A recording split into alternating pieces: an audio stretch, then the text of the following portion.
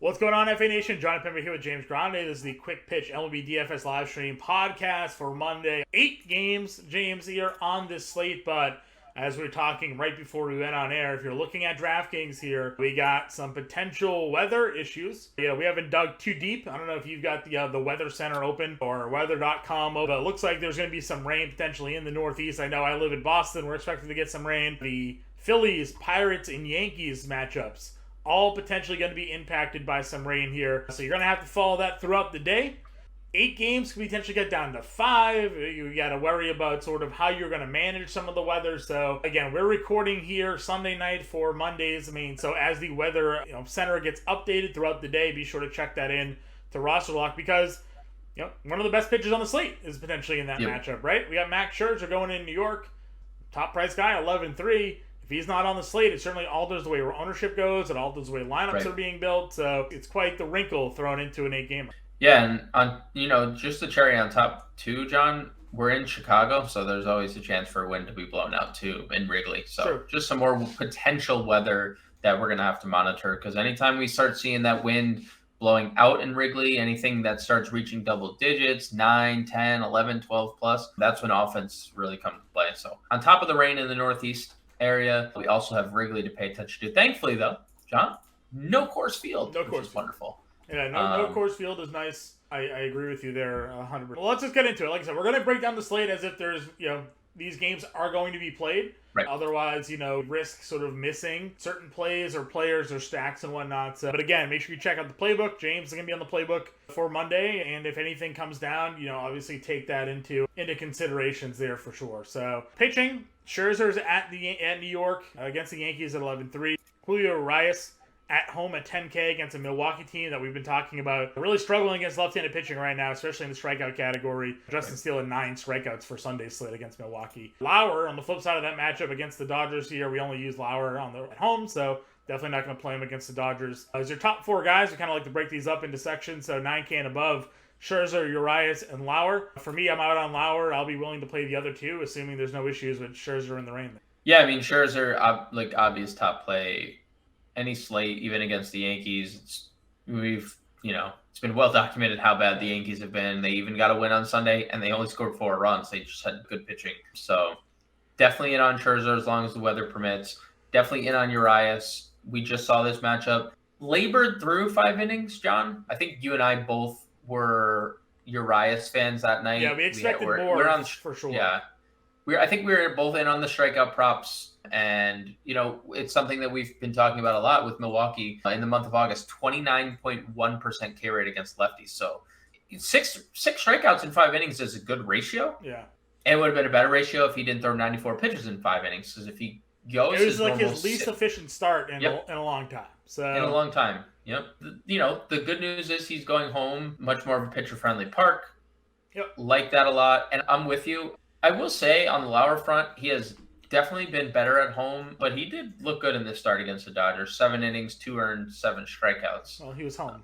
So. But he was home. 2.64 ERA at home, 4.48 ERA on the road. It's just the thing that I just believe in. He's going to have 24 total home runs on the year, 15 of those in 12 road starts. Okay. So he's 10-1 on FanDuel. So if you were considering as a contrarian play, don't do that on FanDuel at 10. We do have 3 other guys over 9K, just to get your thoughts on FanDuel. Sure. Sonny Gray, Jordan Montgomery, Pablo Lopez, all over 9K. Of that crew, Lopez and Montgomery both feel pretty dang good. I know Lopez has struggled a little bit. Yeah, I don't mind Lopez. We generally play him at home, but what do we talk about with Oakland, right? Oakland's one of the bigger ballparks in all baseball. A ton of foul ground balls where generally find the stands. They get caught for outs in Oakland. So, I think it's certainly a spot, but yeah, he's really started to balloon here in the second half. And actually, if you look at his home road split, better on the road. I think some of that, again, is due to some recent performances for him at home. Sure. 6 innings against the Padres that we saw him allow. 6 runs against the Padres in 4 2/3. 6 runs on 2 2/3 against the Mets. So, 12 earned runs and, in 5 1/3 innings and 2 of his last 3 home starts is going to balloon that ERA. But 3.34 ERA on the road, against an Oakland team there. So I'm with you. He's only 8,000 over on DraftKings, so that's a pretty good spot for him there. I think Montgomery is kind of the interesting one because we've talked about it since the trade over to St. Louis. He's been pitching with anger, it seems like, right? So, maybe even though they're on the road, they're in Chicago, and like you mentioned, take a look at the weather. The wind potentially could be an impact there. On the year, the Cubs have the 7th highest strikeout rate against left-handed pitching. Over the last 30 days, it's 25.5% strikeout rate. And Monty's strikeout numbers his last 2 starts, granted at home, 8 strikeouts in each of those games. Right. I think he's going to probably be the chalk SP2. I think as long as there's, no wind blowing out, because we are recording Sunday evening, we're unsure of how that's going to play out. He's got 1 start against the Cubs already this year. I'm trying to check out to see if he was home or away. 7 shutout innings, 5 strikeouts in that outing. The Yankees didn't need him in the rotation, though, right? That's how that worked. Probably did, but they felt like they didn't. So that was I'm guessing that was a home start because, yes, home start. 7 innings, 5 hits, 5 strikeouts back on June 11th when he was with the Yankees there. So, yeah, again, Monty's been a guy we've liked. He's $8,300 on DraftKings. He's up over 9K, you said, over on FanDuel. I'm fine going there. Sonny Gray's been good. And we've been good. We've talked about Texas, right, and how disappointing it feels like they've been at times. They have some guys we do like, Nate Lowe, Corey Seager. It almost kind of stops there, though, at times when it comes to reliability in that lineup. Now, he did get rocked 5 earned runs on 4 2/3 innings in his last time against Texas. That was back on July 8th. But of late, again, you look at his home and road numbers, ERA is around 3. He's home for this game, so, strikeouts up at home this year. Look at the drastic difference in strikeout rate. At home, he's at 60 strikeouts in 49 innings. On the road, he's only got 29 in 40 innings. So, over a strikeout per inning guy at home for whatever reason. So, if you want to go Sonny Gray, I think any 3 of those pitchers, like you mentioned, are in a good spot. Yeah, just to pad on to the Sonny Gray love here. Texas in August, 24th in OPS. They are 23rd in WOBA. They're hitting for no power, 29th in ISO, and the 9th highest K rate. Strikeout rate, yeah. Yeah, 9th highest K rate. So, you can't, like you said, it's risky, I think, to play him in cash, and I don't think you need to because you can play Jordan Montgomery for $200 cheaper, at least on DraftKings. But Sonny Gray and Pablo Lopez, good tournament plays for sure. Yep, I like it. If we go below, under $8,000, I'm not really playing Syndergaard, and there could be weather here. I don't know what your thoughts are. I know he's been decent in his last couple, so maybe you feel a little bit differently. At $7,800, I just have a thing against him this year. I feel like he's been very inconsistent. But Cincinnati is obviously a team that, that you can pitch against if you want to go in that direction. Are there any other under 8K guys? I mean, I've been playing Odorizzi. I know he got hit up in his last start, but he's been, at times decent. He's got a matchup against Pittsburgh. Anybody else for you? Jeffrey Springs for sure. Would be a guy. I don't love the pitch count, and I think they're kind of monitoring that. But there's strikeout upside there for Jeffrey Springs, even if he does only throw 85 to 90 pitches, especially against the Angels. Now, the Angels lineup has gotten a little deeper, right? We've seen Trout play 3 days in a row, and but we'll have to see. He's played 3 days in a row. Ohtani left Sunday's game with an illness. If both those guys are out of the lineup, we're back to square one, and the Angels are, a corpse of a team again. So I think even if Trout and Ohtani are in the lineup, Springs is a guy that we saw earlier with massive upside, and we're starting to see that a little bit again. So I think Jeffrey Springs 77 stands out. Yeah, he had a 92-pitch outing against Cleveland, but then the last 3, 85, 85, 78, and he wasn't really in any danger here. So it is sort of a a difference there. 3 games in a row on the road for him. 11 home appearances, 6 starts, a 2.27 ERA. So you love the Trop too. The Trop is amazing to pitch in. Yeah. So. Yep, I agree with you. Would you go anywhere else here? Would you chase any strikeout upside with Rosny Contreras at all, or it's risky. Because it's Atlanta. Yeah, I agree. I mean, to me, there's not a ton of good value, but I don't know, if you're looking for somebody, like I said, I throw Odorizzi out there against Pittsburgh. I know some of their guys have been hitting the ball a little bit better, but, you figure Atlanta's a favorite to win that game, so. I think, how about this? I think if we're following ownership trends and there's a lot of Odorizzi talk, I'm off. Okay. Because I don't want to have a chalk Jake Odorizzi. Sure. You know what I'm saying? If he's at all popping and people are then I'm out. Okay. Because I think that, yes, we've seen 30 fantasy point upside, but it was 4 starts ago, and since then he has 11 fantasy points total in 3 starts. So two tough outings against the Mets, and then kind of just grinded his way through Miami. So yeah, I'm with you. I think it's an interesting spot there for him if you're looking down at some value. But again, smaller slates and could be even shorter, right? So you take out Philly, Cincinnati, Atlanta, Pittsburgh, and Mets and Yankees, due to weather concerns, and you are just sitting in this Montgomery, Lopez, Gray tier. So yeah, I'm with it's you. It's a good tier though. That's a solid tier, dude. That's like a very good tier of pitchers. And if you want to throw like Springs, Syndergaard as well, like if you want to use those guys, like that's not a bad crop of guys to use. All right, let's go to catcher.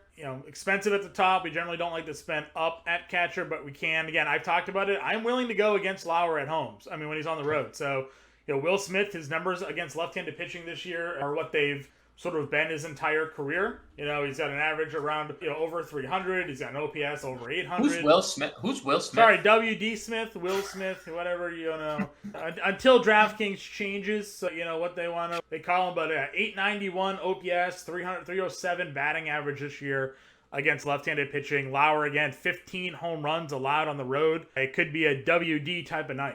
Do you want to hear something, John? Swing at me. So 15 home runs on the road, right? Yeah. Against right-handers on the road, 13 home runs. Yeah. So 13 to 15, not really allowing, like, it's an all or nothing approach. 48 slug, 312 on base, 342 WOBA. So, like, guys like Will Smith, Trey Turner, Mookie Betts, the guys that are hitting for power or can hit for power are the guys we want here. Sure. I agree with you there. I'm with you on Smith. Also, I think the narrative on that, like, spend up has kind of shifted. I think catcher's been so bad. I would say it's also slate dependent. We go over this a lot too. Like, if there isn't many other spend up options, then I'm okay going with like an elite hitting catcher. We just often find value guys that we like going to. Yeah, that's true. For me, an example for that, Francisco Mia is at 3,500. He gets a lefty in Tucker Davidson against lefties this year. It's a limited sample size, right? But 390 average, 959 OPS. For me against lefties. It's pretty good.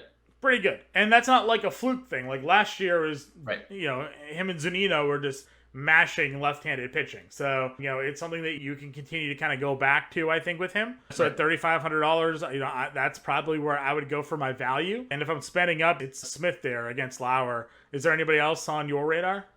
Yeah, I think if Gary Sanchez is in the lineup, he's been hitting well over his last 10. Travis d'Arnaud, for one reason or another, John, is $3,000, and over his last 10 games, hitting 345 with an 1,100 OPS, another 14 fantasy points today. He's been super consistent, so I think this is actually a pretty good catcher slate. And I agree. I think Mejia is definitely the better of like this crop of catchers. But I would be interested maybe if Christian Bethancourt also makes the lineup for Tampa. Okay. Has a home run in each of his last 2 starts. Maybe it's something where they play Bethancourt at first or they DH one of these guys because, I mean, G-Man has been an actual corpse of a player. Since he came back from the IL basically like 2 months ago, there hasn't been much there. He might not have a hit since then. Like, I'm not even sure. But if they played like both catchers, I could see a scenario where like, you save $900 to go to Bethancourt. I prefer Mejia, but Bethancourt has been a little better lately. Home run in each of his last 2 games. Our guy wasn't in the lineup the other day against a lefty, but Yan Gomes is 2,400 against Montgomery. So yeah, I mean, it's because I think they're playing Higgins, PJ Higgins, a bunch now. I don't know if they're catching him or playing him at first, but if they're playing Higgins, Yan Gomes is probably losing out on at bats. Yep, I agree with you. All right, let's go to first base. You mentioned Ohtani left, but to me it doesn't really matter because we got another Cardinals versus lefty matchup. Yeah, it does not matter. You can play either their first baseman. Yeah, because both of them are gods. Apparently, look at the numbers for Paul Goldschmidt. I mean, 3 straight games with at least 3 hits, back-to-back games with home run. I mean, he was the cover of the Friday podcast this live stream. He was, the featured guy in the playbook. He was my home run call, and he came through right away in the first inning. So I'm all back in on the Cardinals for today. They'll be my top stack. Yep. He is very expensive, but if you're mid-tier spending and you're pitching today, or you're spending down at catcher, like your Goldschmidt's got to be a lock on your lineups. Agreed. And honestly, the only argument at first base against him is probably his teammate, who's $2,000. Right. Which is crazy to say, but like this is like the craziest stretch of games Albert Pujols has had in like 10 years. Like actually, like the power is mind-blowingly right. 5 home runs in his last 5 games. 2 games at 2 home runs. It's mind-numbingly good.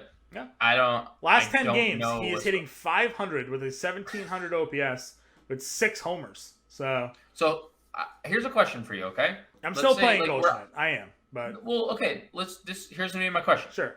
Because I agree, like obviously long term, like we're gonna make more money using Paul Goldschmidt than Albert Pujols. Yeah. But like if you're, let's say, playing the 20 max or let's say you're playing the mini max, or let's say you're playing 20 lineups, right? Yep.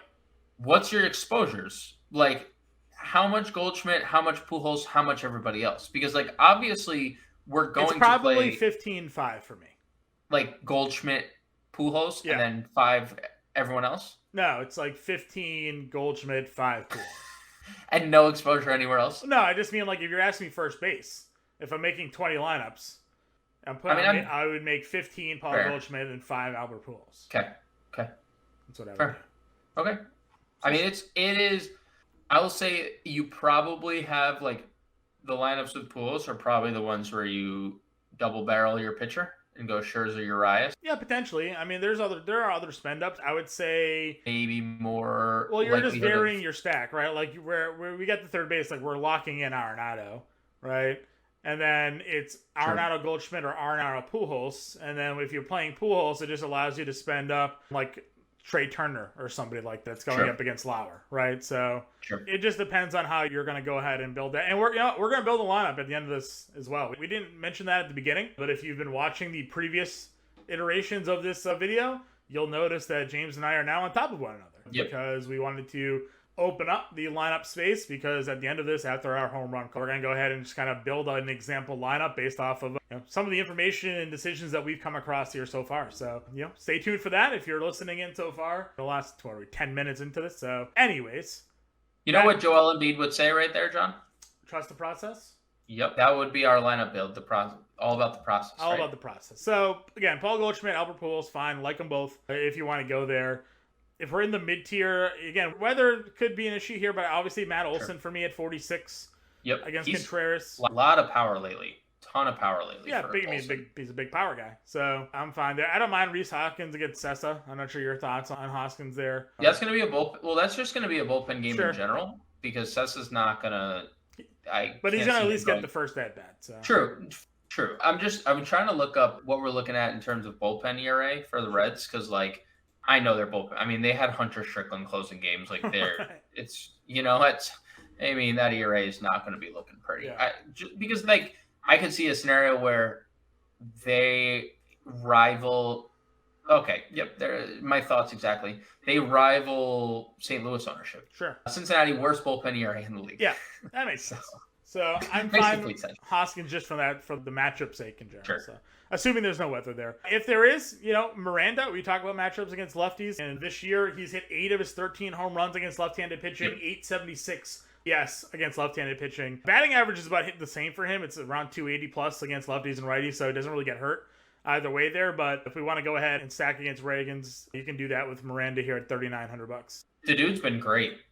Hitting 4th for Minnesota every day as well. I mean, they're going to have Miranda a better basketball player, or is Lin-Manuel a better actor? A better baseball player, or is Lin-Manuel a better actor? I don't even know who Lin-Manuel is. He's what? Who's that? Oh man, you have to be cultured. Who is that? He's a Broadway star, man. Oh, I don't know. He's from Hamilton. I'm sorry to those that celebrate Hamilton. Okay, well they're related. They're cousins. So. Wait, really? Jose Miranda is? Yeah. Oh, well then definitely the guy. Why do you think I was making that connection? Oh, I don't know. But I mean, Hamilton is way more famous than Jose Miranda. Yeah. Right. Half baseball fans probably don't even know who Jose Miranda is. Half the podcast is going to see. Well, I didn't say who was more famous. I said who's better at their craft. But I know how big Hamilton is. Sure. So whoever is in that one is more famous. Even the background dancers. He is the lead in Hamilton. So. Oh yeah, forget it. That guy's way So, anyways. Forget that. Anyways, now that we've exposed you for the lack of culture there, I'm good with Jose Miranda. Also good with Nate Lowe at 3,300 if we want to go there. as well. Anybody else for you? I don't hate Vogelbach in a Met stack. Sure. I don't think much of Domingo Germán. Barrera homered twice today, John. 4 home runs in his last 10 games. Seemingly all he's doing this year is 5. I'm not, but just throwing out that he had 2 home runs. Sure. More of a, not paying homage to 2 home runs on Sunday. Derek Hall, if you wanted. Derek Hall. Yeah, all he does when he plays is hit home runs, just hit in the gap, or just be powerful. So Derek Hall, and no, that's it. Yeah, because you're spending down, you're playing pools like we talked about, right? So yeah, actually, you know what? I'll say also 2K, and I had him in the playbook, had him in a couple lineups today. Mike Moustakas has looked better since coming off the IL. Hits in 4 straight, hits in 3 straight since coming off the IL, and homered today and a home run. Homered on Sunday, so I would not hate going, especially if you're not in on the Syndergaard camp. I think so if you're on FanDuel, you can play both Pujols and Goldschmidt. So yeah, I mean, if you're on FanDuel, that's easier way to stack. All right, second base. We got Jazz update here. Yet to resume activities, so nowhere near close to that one. We're not gonna play DJ. That sounds like a year ender, huh? Yeah, yet to resume, and we're already in August 21st. That looks like how many stolen bases for Birdie here against Aller? I can't believe we're only at 30. It seemed like he was gonna. Well, he spent a lot of time in the IL. That was a problem. That's true. If he gets on, these Adam Ohlers slates are driving me crazy. 1 run last time out. Yeah. Texas was like 100% owned. Houston 2 earned runs. He's not. And the numbers. I know the numbers just say he's gonna get crushed. But imagine stacking Miami. Is that the Texas game that everybody stacked? Yes. Texas. Yes, that annoying. Yep. Anyways, Birdie gets on, he can steal 3 bags. So correct. It's in his wheelhouse potentially. So if you wanted to do that, we talked about Edman being better against lefties. So I know you're not a big Edman guy, but just part of the card stack if you want to go there. I agree. Urias has some really good numbers. Like, he just keeps hitting. There's going to be nothing else there, but like if you're going to stack, maybe you could go there. I know he's a lefty, but like again, he just sort of just hits. So he's hit 330. You don't hit 330 with just hitting unless one he's side hitting 600 against righties. He hits everybody. So yeah, it's kind of my thoughts when it comes to him. He is hitting. Let's see. He's hitting Urias. He's actually only hitting 260 against a lefty. What's his right-handed batting average? That's kind of crazy, huh? Yeah. He is hitting against right-handed pitching. 410. He is hitting 354. Okay. It's just a massive sample compared to what he's had against lefties. Fair enough. Fletcher gets a lefty in Springs. I know you're big on Springs, but I'm big on Fletcher. So 351 average the last 10 games. They hit him 5th. They're hitting him behind Trout. No, except today. He hit second. No, they switched it around today. It was Fletcher, Trout, Ohtani, Rengifo was 4. Ward was 5. So he led off today. But I mean, 1st or 5th, like he should be hitting leadoff, but I'll take either way. So yeah, they're both fine. Yep. Both fine. Yep. So he's in there. Hanser Alberto at 2,300 against a lefty. If he finds his way into the lineup there, swing it. And then Grissom, as we always talk about. Still 2,100. They don't touch him. Dude, this guy is incredible. He's incredible. He's another 2 hits today. Yeah. Did we just lock him in? Yeah. I know we're going to build a lineup at the end, but do we just lock? Yeah. We don't like second base, so should we just lock him into second base? Yeah. Here's my question to you, by the way. Should we build a cash example? What are your thoughts here? I'm going to build a GP. We're going to build a tournament example? Yeah, okay. Tournament example. I would also just pivot I would go play Donovan Solano as well. 3,200. I don't know. Would you play Solano over Grissom at this point? No, I wouldn't. But I'm just saying. I mean, he's been very good. I'm just asking, how you're. Oh, Grissom is the bee's knees. Yeah. I mean, the kid. And I think the thing about it is too, at the end of the day, Grissom is cheaper, but he'll always. I mean, there's just more upside because his lineup is so good around him that there's more run-producing opportunity. Julio Urias for us as well at 10K. Julio Urias at 10K and Grissom at 21. And Goldschmidt. You want to lock in Goldie? Yeah, let's lock in Goldschmidt. We'll leave everything open until as we go through, we'll probably lock more guys in, but let's just have those 3 for now. Okay, with those 3 on DraftKings, $4,500 a player remaining. Still needing an SB2. We know we can spend down potentially some other options here. So, all right, third base. We have Arenado at $5,500. We got Austin Riley at 51 against Contreras there. Could double stack. Either stacks could be built with Atlanta or St. Louis there. We've mentioned already Birdie. If you wanted to go in that direction, you could. And Miranda on DraftKings is first base and third base eligible. So at $3,900 for him. Again, guys we've discussed, but because the multiple position eligibility. Plus, as you scroll down, a lot of these guys are also in the IL. So, the player pool really is a bit dwindling if you're not spending up. I'm definitely interested in Alec Bohm. He had 2 home runs today, 6 RBI, and we mentioned how bad Cincinnati's relief staff is. So I think Philly, outside of the guys you mentioned, Philly is going to be a very interesting spot. And Bohm, I mean, we were playing him a lot a couple months ago. Yeah, 2 runs, a couple home runs today. So I think he's in a really good spot. And yeah, he's slumping overall, but obviously a good jump off point if you're coming off of like 2 homers. So right. It could be a spot. I agree with you. Could be a spot against the league's worst bullpen, 4,100. So I'm fine with that. Let's see. Anybody else for you at third base? I mean, if we wanted to play like Miranda at first, you could play Gio Urshela at third. Sure. 3,200. Brett Beatty, the Mets prospect, who hasn't looked great since the debut, but we know there's power there. Yo Herman in Yankee Stadium, like that's scary for doing Yo Herman. Your boy Oswaldo gets Scherzer. We're not probably gonna. Probably a Negatron on that one. It's probably a no from me, Doug. Yeah. So third base is interesting. Again, we have one of our favorites all season long, Austin Riley in the righty matchup, slumping of late. Only won 6 of the last 10, but still made us more money this year than I think he's lost us. For sure. So we won't complain there. Arenado was a monster the other day when you played him. 4 for 5, 3 doubles in that game. So he's actually thrown out going for a double. So one of his hits, he was actually thrown out stretching into a... So he could have had 4 doubles if he wasn't thrown out, potentially. Not too shabby. Yeah, not bad. And then we mentioned you could go back to Miranda if you wanted to go there. So some decent third base potential there. Shortstop. Trey Turner's at 61. Gets Lauer lefty match. We talk about how we don't generally find ourselves playing Trey Turner. I could be part of it if we're playing Pujols, like I mentioned. Like I could see myself maybe spending up on Turner instead. Yeah, I mean... You look at the rest of the board in terms of like spend ups. I mean, I think he's near the top. Sure. I think he's near the top. Yep. I agree. Correa at 5K. Again, if we're convincing ourselves of a twin stack, right, you got to put Correa in there.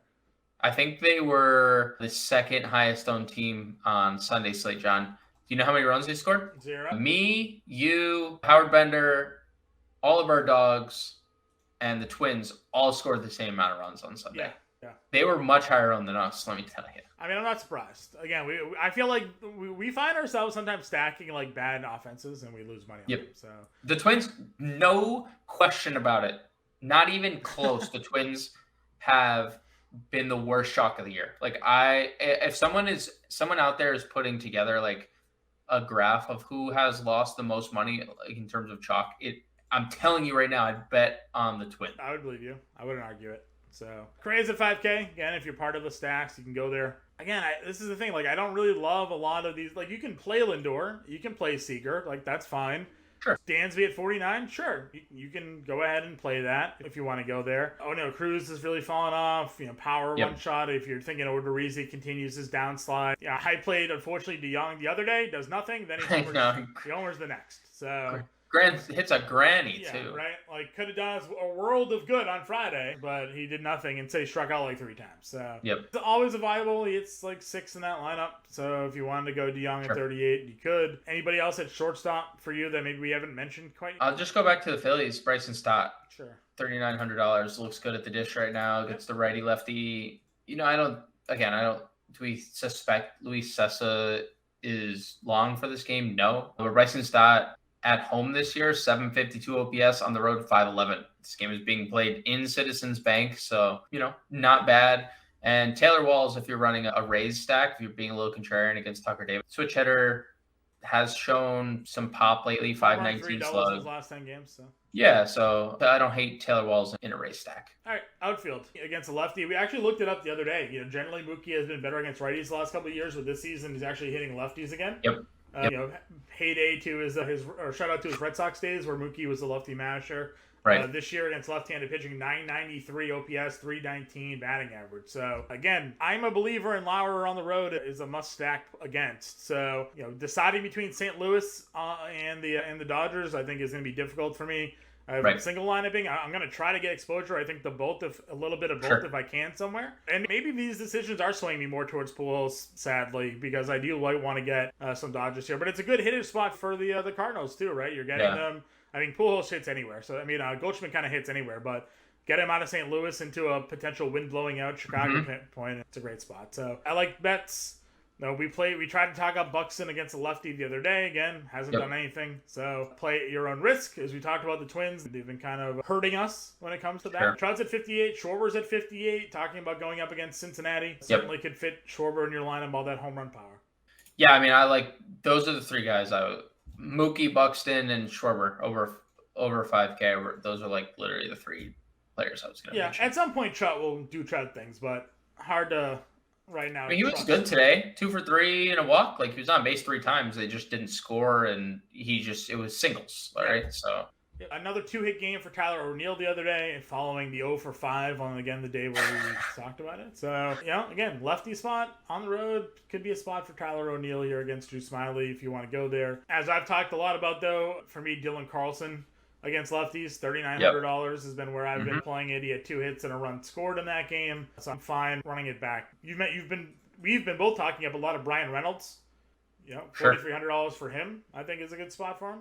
Yeah, and we talked last podcast when Rizzi gave up all those home runs. We did identify that, right? Yeah, so we said that there was regression coming, and there were going to be home runs leaving the yard. The Mets, and then wasn't it? The Mets hit like 3 in the first inning, and it was the lefty fly ball rate that was. Even though I think Marte hit 2 home runs in that game. Marte hit 2, but that was Beatty hit 1. That was the lefty home run, and I forget who the other one was, but plays into our Reynolds theory here because Reynolds has been hitting for a lot of power lately. I mean, we've seen multiple slate breaking games from Reynolds lately. I mean, he's had 2 30+ fantasy point games over his last 10, 4 home runs in his last 7 games or so. So I think Reynolds is in a great spot against Odorizzi. I think the lefty power. Now the Pittsburgh has a lot because they don't, but they do. You know what? They do have a bunch of lefties, so don't need to play a Pittsburgh stack, but it is worth mentioning lefty power against Odorizzi. Yeah. I mean, we talked about O'Neill Cruz, right? Brian Reynolds. Right. O'Neill Cruz hits balls further than anybody. He just doesn't make contact. So he just doesn't hit the ball. Michael Harris starting to come down a little bit, but could certainly throw him in a lineup if you're going for the Braves. Talked about Carlson. I don't know. Anybody else stick out to you? Margot is generally good against lefties, right? I mean, It's been a bit just back for 2 games, but $3,700. Maybe a Rays, possibly a sneaky team. A Rosarena, Margot. Yep. Well, I was good. Well, I've been playing so much Randy Arozarena lately, and he again today, 12 fantasy points, stolen base. I was going to mention Harold Ramirez. He was very cheap, right? He is very good, John. Like $3,400, 3 for 4 today, 2 for 4 yesterday, 2 for 4 the day before. Homered in Yankee Stadium 4 games ago. Just another Ray that doesn't have any real power. I don't know if you're looking, but. Harold Ramirez hitting 337. I looked. I brought it up. I mean, I don't know. I've been kind of vibing with the Rays lately because they're all cheap except for Rosarena and Brandon Lau. Yeah. But they're all kind of good. We've mentioned Francisco Mejia, how good he is against lefties. Homered the other day when he played. Yandy Diaz sent a ball to the moon, which he never does. Right. He looks like he should. He should. I mean, he looks like he should. Yeah, he looks like he should hit 50 home runs a year. They're sneaky good. Yeah. So I'm with you on the Margot thing, but I'm also on Ramirez, on the Ramirez train as well. I think you could play both. They hit Margot 2nd today. They hit Ramirez 4th. So both are right in the middle of that Rays lineup. So something to consider. You could probably play an entire, if you're doing something contrarian, you play 3 Rays outfielders. You play Rosarena, Margot, and Harold Ramirez. I think pretty good floor, pretty good upside there as well. Yeah, I don't disagree with you there. Franmel's been hot, but, again, against Montgomery, maybe a little bit of a tough spot for him, but $3,200. Look who's back, John, right below Franmil. No, they sent him down to AAA. Oh, they sent Yepez down, huh? Is it instead he appeared in one final rehab start? I guess pay attention, maybe he gets called up for Monday, but Possible. Trace against a lefty. I mean, guys, like that? 333,000 OPS, right? If he's in the lineup for sure.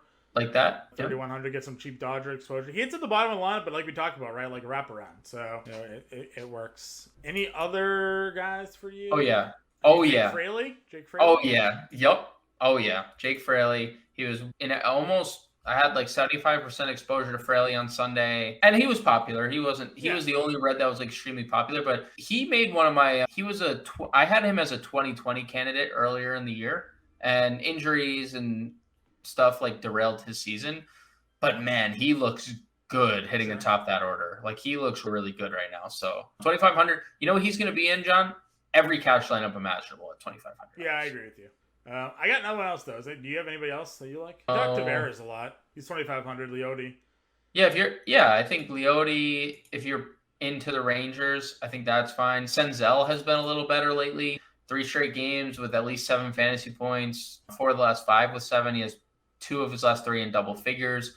Other than that, though, I don't think we need to go. No, I agree with you. Give me your home run call. I'm gonna go with Buxton against a lefty. I like Byron Buxton against lefties. His numbers are actually insane against left-handed pitching. So I'll go Byron Buxton. I think for me, I'm gonna go Arenado this time. Change it up a little bit. Well, if you're gonna go Arenado, I agree. Do we lock him in the third?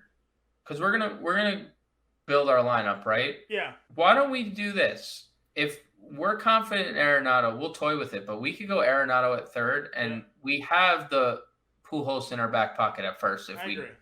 So we'll pivot the Pujols. We'll play Arenado at shortstop.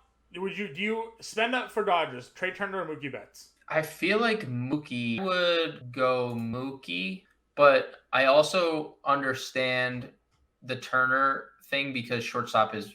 Right. If we're not playing Turner at short, for me, I think I would go down to either you play the O'Neill Cruz home run GPP play, or you just sort of do the safe Fletcher play at 3,300. Yeah, I was looking in the Fletcher range. Like, here's the thing. Like, in the outfield, we have Jake Fraley, right? Like, that's a $2,500 play that we have in our back pocket. Yeah, I mean, we put him in there. Right? I think we would lock Fraley in. I like Carlson as a leadoff guy. What is Carlson's price? 3,900. Yeah, I mean, if we're playing Pujols, we're playing Arenado. Yeah, I like that. So that breaks up the stack a little bit. Obviously, Pujols hits like fifth. Yeah, he's been hitting fifth. So 145. So Goldie actually hit third the other day. They had O'Neill hitting second, right? So it would be a 145 if we just played the trio. Right. Do you want to go the full stack? No, I don't think so. We can. We don't. I'm not saying we don't have to, because the most logical option is going O'Neill as our, right? Doing Do you like Mookie at 65? Probably prefer Mookie Betts to Turner, but again, it's like I think shortstop is a weaker position. I think that the stack that we play, Turner probably fits better into our build than Mookie does. Yeah. I just filled in the Dodgers. I filled in if we wanted to. Well, so I filled in Will Smith, Turner, Mookie. It gives us, if we stick with Urias, it gives us $6,400 for a SP2, which doesn't exist. And a catcher? You played WD. Yeah, I played WD. But, how about this? But if we don't do Urias, we can play Lopez and Montgomery as our 2 pitchers. And do double mid-tier. Or if we don't do Mookie, or we don't do Turner, obviously we can spend down at either Fletcher. We could play Trace Thompson at cheap for outfield. Could do the O'Neill play. Would you rather stay Mookie, Turner, as opposed to Will Smith and go down to Francisco Mejia at 3,500? Yep, we could do that. Was there? Mejia was the 35. Urias. So we're of course at $7,900. We're $100 off of Pablo. Obviously happens. $300 off of Montgomery. So we would need to find an additional. And that's with Trey. Yes. Mejia. What's our second base? So we could go d'Arnaud. He's $3K if we. Ooh, yeah. I think right. d'Arnaud is in a really good rhythm. I think Ronzi. Let's look at Ronzi's splits because this is the lineup I just put together here. You look at the Ronzi splits if you want. We could even have a mini stack here, depending on how that lineup racks with Grissom and d'Arnaud. But Urias and Montgomery. Okay. We got d'Arnaud. We got Pujols and Grissom. Nato, Turner, Fraley, Carlson, and Betts. So that gives us three Cardinals players, Arenado, Carlson, and Pujols. It gives us 2 Atlanta players, Grissom and d'Arnaud. It gives us Turner and Betts at the top of the Dodgers lineup here against Lauer. And then it fills in with one-off plays, or just one-off play of Fraley at 2,500. And we have 100 left over. We have 100 left over. We could play Pablo Lopez over Montgomery, depending on the wind potential. Yep, I like this. Obviously, the Cardinals much bigger favorites. I mean, Miami's a favorite, likely to win over Oakland anyways, but Miami's offense versus we're expecting St. Louis to just crush. So I like this build. Those watching, I'm not entering the 888. I'm not playing the $888. But I will enter the lineup that we come up with. So Roansy Contreras, Sean, and our 2 righties for Atlanta, and we might want to maybe think about more righties for Atlanta. Well, there's only a few that we would play if we wanted to pivot off of the Dodgers, obviously, or pivot off the Cardinals. Those are obvious pivots to Swanson and Austin Riley. So, and if we wanted to as well, 850 OPS, 367 WOBA. Sure. For right-handed batters against Roansy Contreras. So then we'll settle in on this lineup for now. Obviously, you're on the playbook. The podcast will be available. The video will be available to everybody that's listening. Obviously, if weather comes down, these things can certainly change. Pittsburgh is one of those games where there is a possible weather issue, and if that is the case, then we just make some pivots to how this lineup plays out. Get in our Discord if you're not already a subscriber to Fantasy Alarm. Again, right now is the ultimate time to get in there. We have an all-access pro package offer of NFL 50. For the first 6 months of the month package, you get 50% off. So for about $20 a month for the next 6 months, you get access to all DFS content. Almost took down the big GPP for NASCAR today. If not for that late caution restart, we had a subscriber a near takedown in the MMA DFS contest on Saturday. We got everything going on. We got baseball, EPL, you name it, eSport, and of course, the NFL season's coming up. So all of that content will be available to you with the NFL, with the All Access Pro package there. Use promo code NFL50. And you get 50% off the first 6 months. And that gives you access to our premium Discord, where you can ask myself, James Grande, Howard Bender, Pete Cole, Colby Conway, Justin Veland, Matt Sells, you name it, the whole team. Whole squad's in there answering your lineup questions up until roster lock. With that being said, good luck, everybody, and let's go win some money.